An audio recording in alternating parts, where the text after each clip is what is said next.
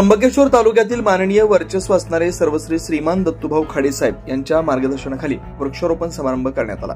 त्या संदर्भात त्र्यंबकेश्वर येथील होमगार्ड संघटनेबाबत ड्युटी विषय मार्गदर्शन लावणारे कर्मचारी यांनी दिनांक 14 सप्टेंबर 2025 रोजी त्र्यंबकेश्वर ग्रामीण पोलीस स्टेशन येथे वृक्षारोपण करण्यात आलं।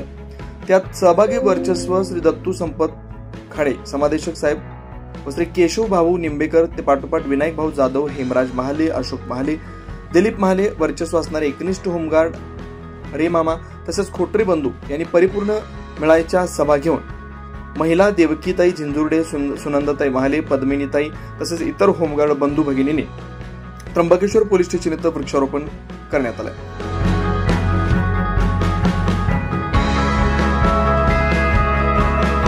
24 लाईव्ह महाराष्ट्रासाठी प्रतिनिधी रामदास जाधव, तोरंगण।